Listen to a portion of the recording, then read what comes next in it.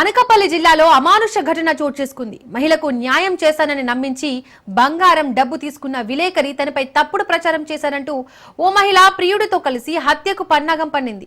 ₹1,00,000 సుపారీ విలేకరులకు ఇచ్చి విలేకరిని చంపేందుకు ముఠాను రంగంలోకి దింపింది. కానీ దాడిలో పొరపాటున మరో వ్యక్తి గాయపడ్డాడు. ఘటనపై కేసు నమోదు చేసుకున్న పోలీసులు వారం రోజుల్లోనే హత్య కుట్రను ఛేదించారు.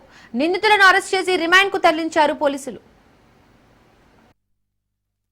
7:25 రాత్రి శ్రీనివాస కళ్యాణం జరిగింది.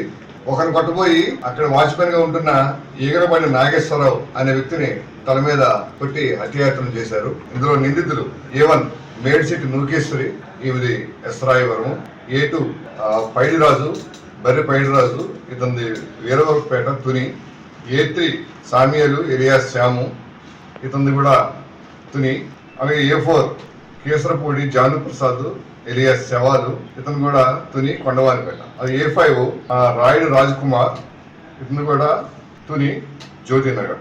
ఈ 5 కూడి ఒక పథకం ప్రకారం ఒక వ్యక్తిని, అంటే ఒక విలేకరిని పట్టాలనుకున్నారు, కుట్టించాలని, ఆయన చంపాలనుకున్నారు.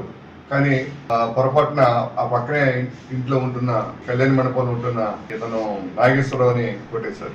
దీనికి కారణం ఏంటంటే ఇందులో A1 ఈమెకి పెళ్ళయింది, ఒక వ్యక్తితో పాయికరేపేట వ్యక్తి పెళ్ళయింది. అయితే వాళ్ళిద్దరి మధ్య డిస్ప్యూట్స్ వల్ల ఒక 3 years బ్యాక్ విడిపోయినారు. విడిపోతే ఈమెకి పోలీస్ స్టేషన్కి వెళ్ళి రిపోర్ట్ చేయడం అలవాటు. దానికి ఈ విలేకరి ఆ విధంగా పరిచయం పెంచుకొని ఆవిడ దగ్గర నుంచి కొంత డబ్బులు తీసుకున్నాడు.